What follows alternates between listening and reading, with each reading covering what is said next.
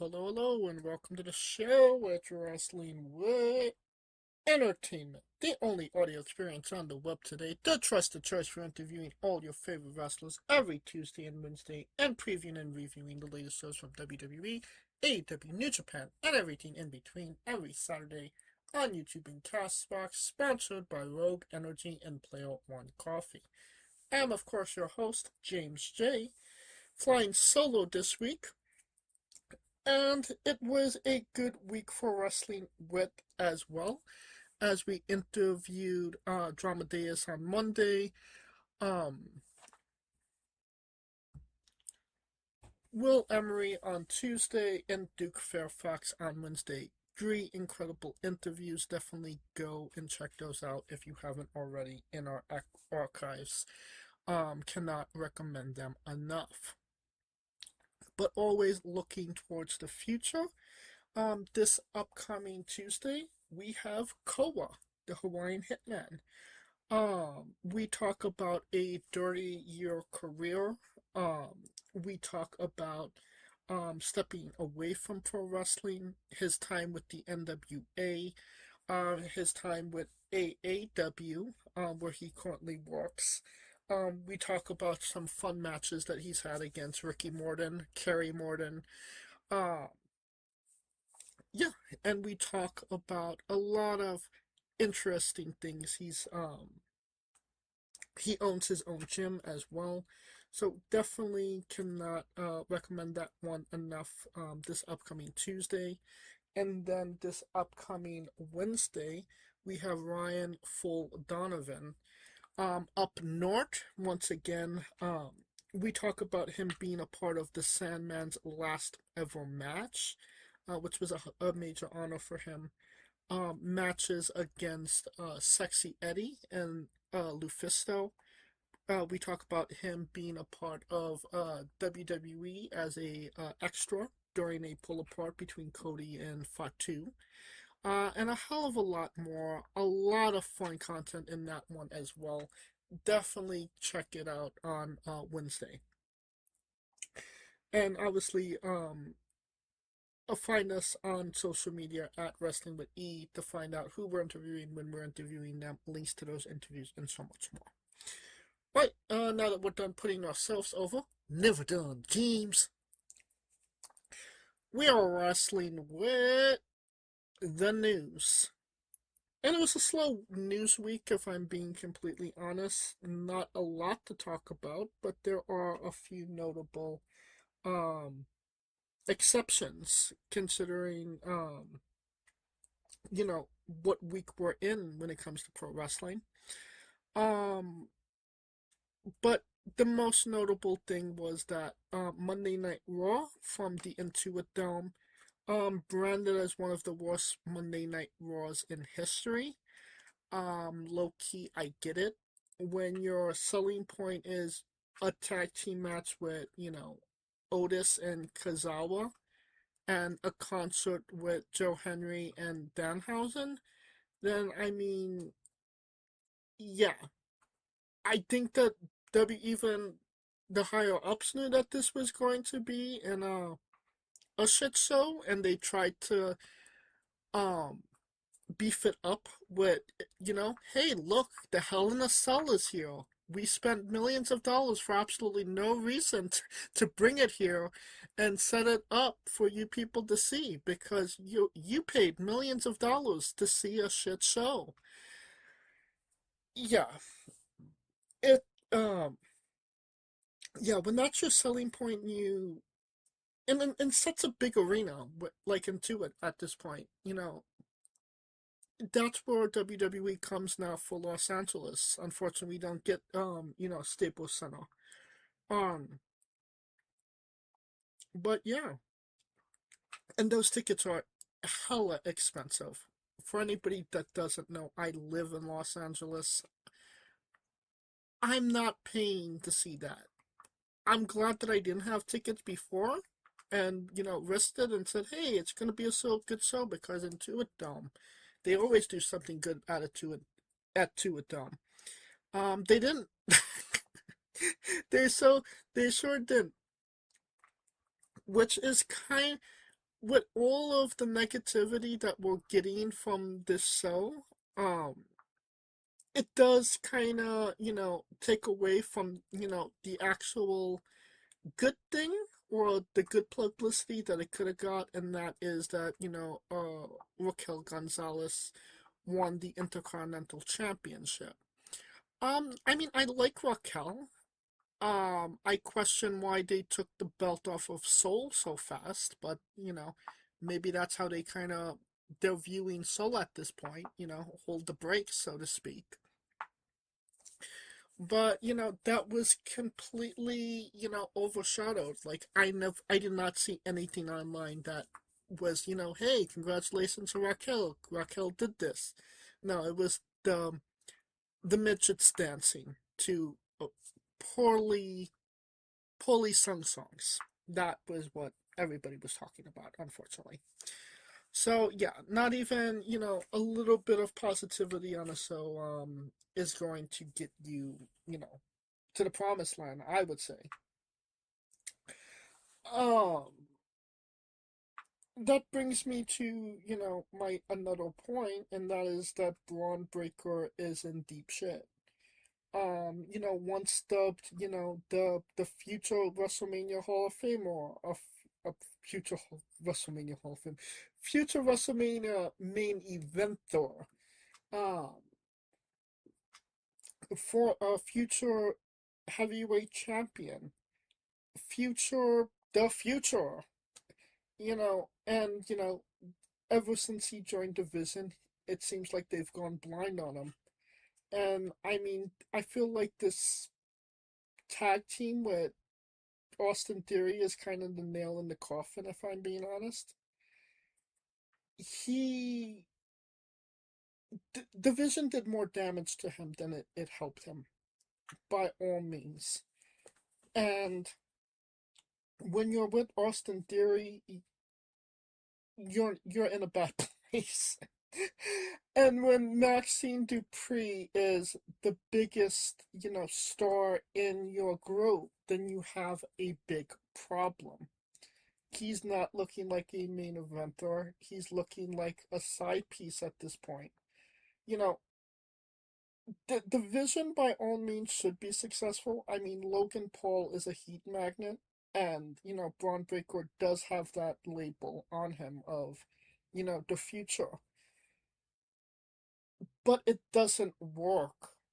It's not working, and they really need just to put this behind, um, take it behind the barn and just shoot it at this point. It's killing more careers than it's making. Braun Breaker wrestled Otis and Kazawa on Monday. Braun Breaker bumped for these people. Braun Breaker should not be bumping for these people if they want him to be the guy that they say that he is. But Austin Theory is the guy that Grayson Waller definitely says that he is. Grayson Waller made his return to NXT, dropped a pipe bomb, so to speak. And I would say, yeah, go check that out. It was a really good promo. You could just sense and feel the genuineness when it came to Grayson. I always thought that he was a better um talker than he was a wrestler. I think we've made the comparison that, if you put the charisma of Grayson Waller with the actual wrestling ability of Austin Theory, you would have one of the best wrestlers of all time. Unfortunately, one hand is one side of the scale is tipping to the other, not perfectly balanced, unfortunately. And yeah, he trusts Derry, saying that the only reason people got behind Derry is because he made people get behind him. Not exactly wrong. Then he talked about, making a fool of himself in the New Day and, pretending to be at a funeral. but it was his career that was at a funeral, that was dying. Which, I mean, he's not wrong. Then, he trusts the NXT roster. Which, I mean, he's not exactly wrong. I've kind of made the same comparison myself. I mean, yeah, Tony D'Angelo, NXT champion. Literally nobody else is available. None of those people are ready to win that championship. I could maybe make the argument that Evil might be. Um, but yeah, NXT's not. NXT's in a rebuilding phase. So I mean, if Grayson could get some of these guys over and take that belt and kind of lead the company, I'm not against it if I'm being honest. And when the time is right, kind of re-debut him on the main roster. Solo, 100% solo. Don't put him with anybody, and see what he could do. I mean, the guy has the gift of gab. He has a mouth on him. Let him jaw jack. Let him cook. Like he said, let him cook. So we shall see what happens if he shall cook a 5-star meal or he will burn it. Alright, that will conclude our coverage of the news.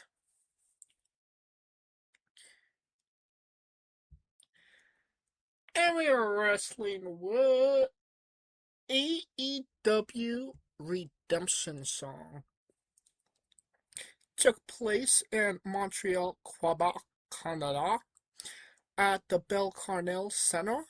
Attendance was 7,107. Let's see how much this place holds. Ice hockey is 21,000. Okay, so yeah, maybe did not do. Oh well, theater is 9,000. Okay, this is a good question. Is it the amphitheater, the theater, or the arena? I will have to check that. Um, but yeah, I mean, it was set up for around 7,000, and they got 7,000. So, I'm definitely not going to, knock them on that. They knew what they could get. Maybe they didn't. Maybe they just, tried.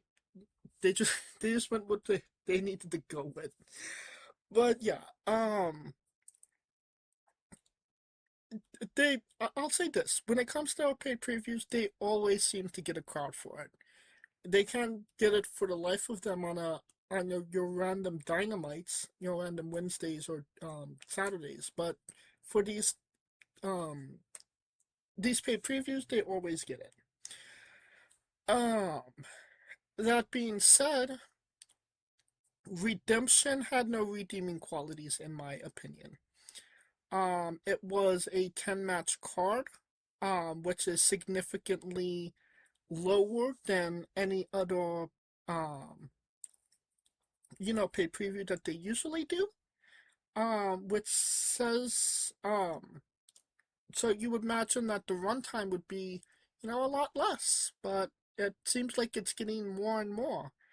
Um, the match with the least amount of time given, and that's just talking about ring time, was 16 minutes and 15 seconds. So that's the bar that we got here. The match given the least amount of time was 16 minutes. So everything is going over 16 minutes in a 10 match card. That is fucking insane. That being said, and that's a good way to get to a 5-hour viewpoint for this show.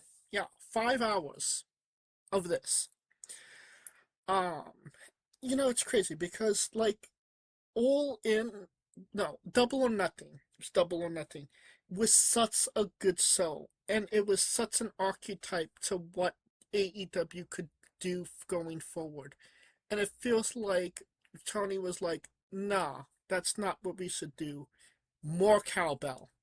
More fucking cowbell. Let's get into it. um, Mike Bailey defeated Jack Perry, the Beast Mortos, Commander, and Damian Nick Wayne and El Clone in a six-way ladder match to become the number one contender for the International Championship in 19 minutes, 40 seconds. I actually liked the match. You wouldn't believe that from the shit that I just spewed about the show, but yeah, I didn't think that this was a bad opening. I didn't think that it was necessarily a bad way to start the show with no entrances. Just get to the action, get to the spots. I thought everybody did well in the match. I think it was Commander. I will give Commander his props. Never been a big Commander guy, but he literally walked the whole length of the ropes and did a splash on the outside. Every all roads was leading to Botchamania highlight, and he fucking sticked it. So, props to Commander on that. That was definitely a good moment. Mike Bailey was hot for in this match. People wanted hot Mike Bailey. He's from the area, so it made sense. Um, and yeah, I think I think it worked. I think that the right guy won. There was a few nice spots, and despite being 20 minutes, I didn't think it was that long. Maybe it felt like one of the shorter matches. So, all things considering, I'd give this a 3.5. Then we have the Young Fucks, Matt and Nick Jackoff versus John Neo-Nazi John Moxicillin and Will Asprey in 19 minutes 40 seconds. Um, I hate all four people in this match, and this was a 5-hour show. Yeah, I was speeding this the fuck up. I don't care what the storyline was. I don't care what the logic behind it was. I don't think that the Young Bucks should have won the match either. I mean, Will Ospreay's literally going into the biggest match of his career, and you're giving him a loss. I mean, obviously it plays to the storyline and what happens a little later in the show. But yeah, no. This this seemed it just seems like, the Young Bucks self-indulging, if I'm being completely honest. Then we have the International Championship match. Kyle Flatulence defeating Bandito in 26 minutes, 20 seconds. And if you think that I saw this match, you are fucking insane. Again, 5 hour show, no fucking way I was watching this. Especially considering it was 26 minutes. Like, do we need a 6 minute Kyle Fletcher Bandito match? This match literally goes longer than the main event by a minute and 20 seconds. So, yeah, no, not doing that. Then we have a double chain tag team match. The Dogs, David Finlay and Clark Connors, versus the Bang Bang Gang, Jay White and Juice Robinson, in 19 minutes and 5 seconds. I did see this. I did see this match. It's not just all speeding up. I did watch the match. I thought that it would be a good match and um a fierce match, I would say, because obviously Jay White and David Finlay, there's issues there. But unfortunately, I don't feel like they really they really delivered that intensity, I would say. I feel like it kind of felt like there was no intensity and they were just kind of going through the motions. I also feel like they didn't really have a handle on the chain itself. I feel like it was really difficult for them to figure out how to include the chain into the match. Um, and, I didn't really get a sense that these guys hated each other or that they wanted to kill each other. A chain match implies, major, issues. And I didn't get that from these guys, unfortunately. Um, the Dead Riders, interfered in the match, and I don't know really why they interfered in the match. It kind of seemed like this should have been a no disqualification match, but it seemed like there was disqualification. I don't really know. It was weird, but obviously David Finlay got the edge on Jay White, so that obviously um continues the rivalry there. Unsettled business, which is fine. Just hopefully their next match will be more intense. And has a little bit more passion behind it. Um, 2.5 stars. I'll be nice. 3 stars. It wasn't the worst thing on this match. Um, AEW TBS Championship match. Maya World defeated who are you? Sheeta in 16 minutes 30 seconds. And no disrespect to Sheeta whatsoever, but Sheeta got thick. Not mad at it. Not saying that it's bad by any means. But yeah, Sheeta got thick. And it's a little distracting if I'm being honest. Um I thought it was an okay match. I don't feel like anything memorable actually happened in the match other than, the 1, 2, 3. I felt like this could have been like a great moment for Maya if, this was a month ago and it was, her path to redemption, so to speak, or, getting that, nod. But, Mercedes Hogan be like, that don't work for me, brother. I don't know why Hulk Hogan talks like that now, but okay.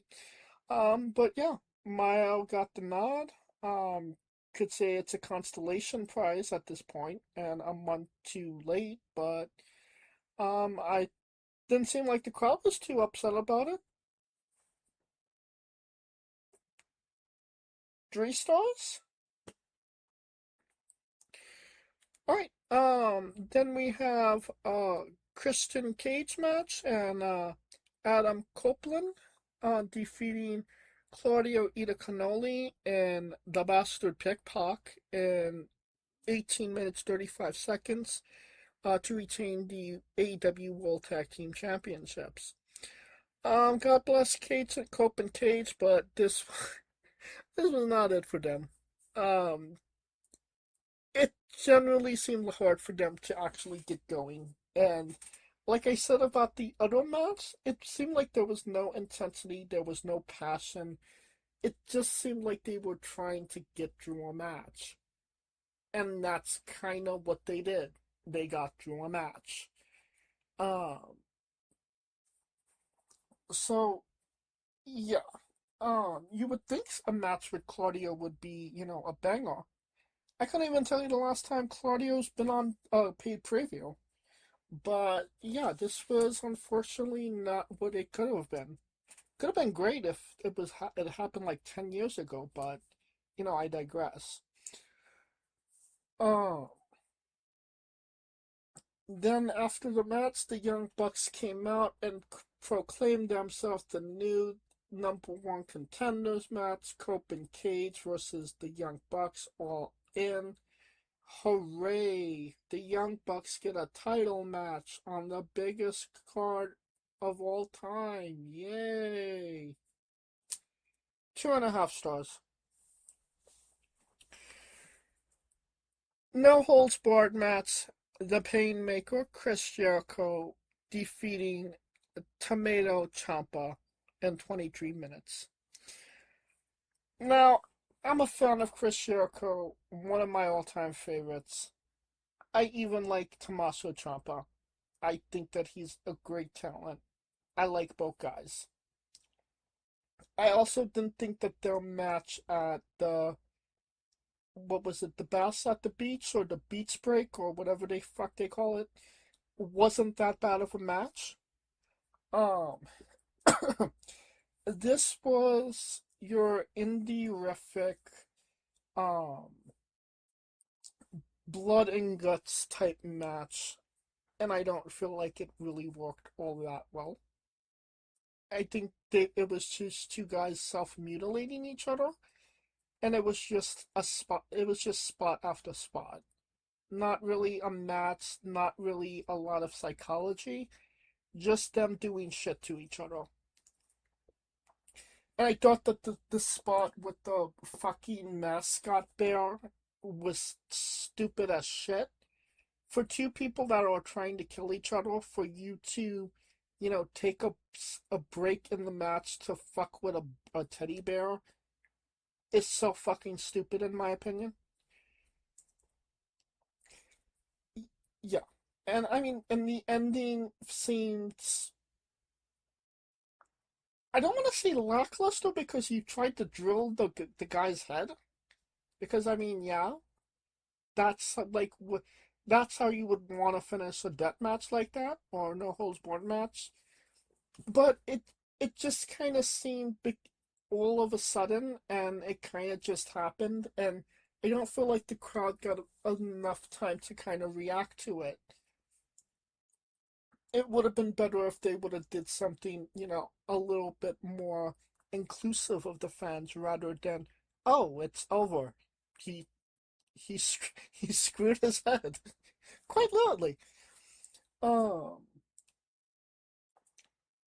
but yeah, I didn't necessarily like this match either. It again, it was just mutilating each other in dumb ways, and I wasn't necessarily for it. 2.5 stars.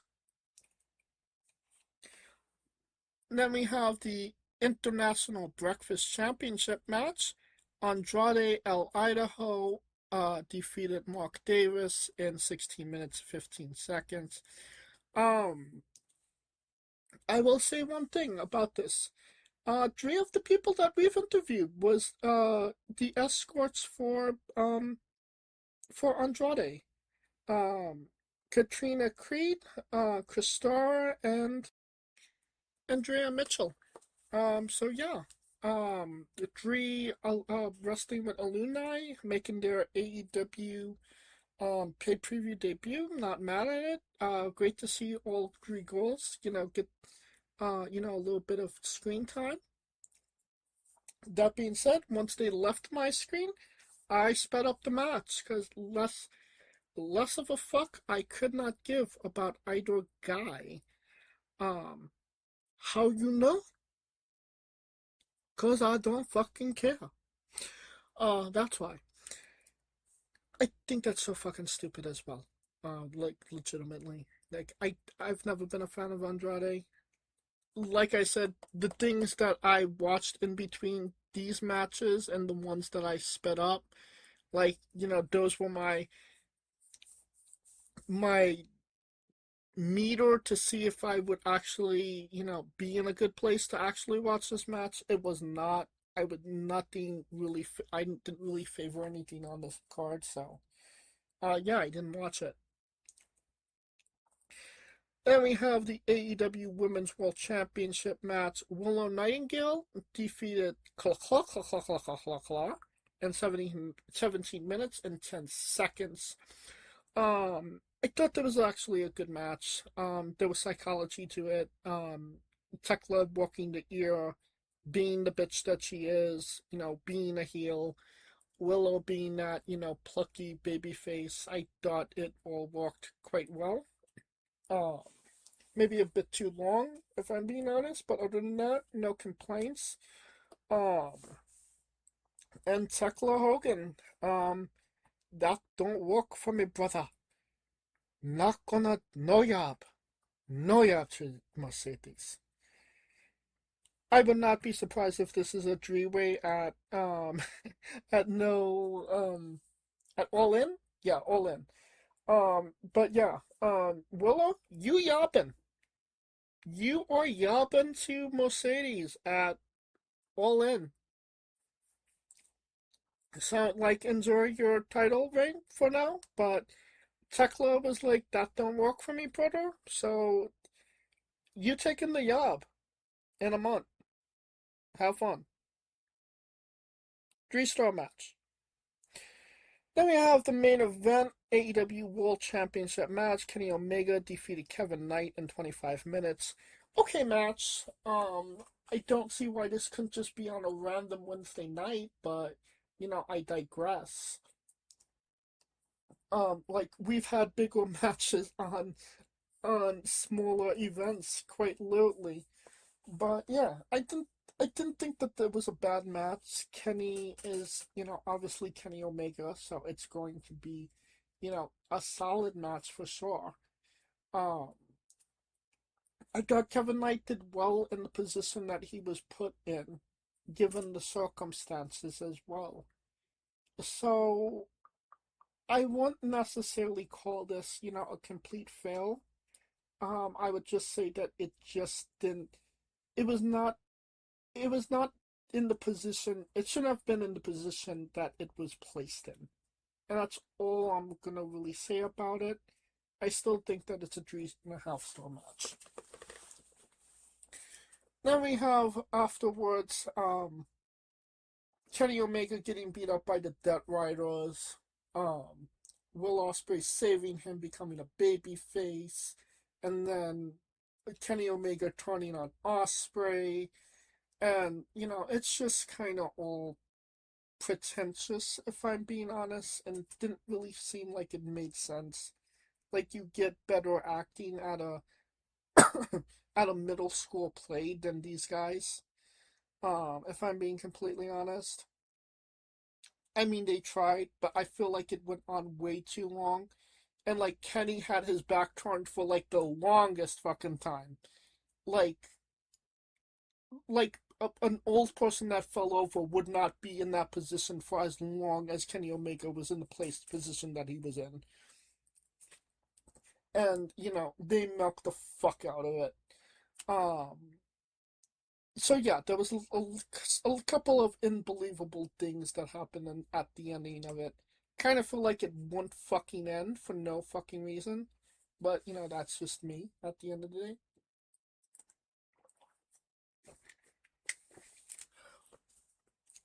I don't know if I was just not mentally prepared to watch the show, or I just did not care that much about it, but as you could tell, I wasn't here for it. So, thumbs up, thumbs down, thumbs in the middle. 2 thumbs up the asshole. That's what I give it. I will forget about this in a month when I have to watch All In. And I have no plans of revisiting this show ever again. So, yeah, good review. That will conclude our coverage of AEW Redemption, which had no redeeming qualities. And this episode as a whole. If you like what we're doing, please like, subscribe, comment, both on YouTube and Castbox. This was sponsored by Rogue Energy and Player One Coffee. Join us this Tuesday as we interview Koa, this Wednesday as we interview Ryan Full Donovan, and join us every Tuesday and Wednesday for new incredible interviews. And follow the show at Wrestling with E, both on Extra and on Instagram for information on who we're interviewing, when we're interviewing them, links to those interviews, and so much more. And follow me personally at JamesJ993. For Coleco Yachts and Scooter Dust, I'm James J, and this has been Wrestling with Entertainment. Hey folks, this is the Colossal Mike Law, and you are listening to Wrestling with Entertainment. Enjoy the show, support these guys. We appreciate it very much. We'll see you at ringside.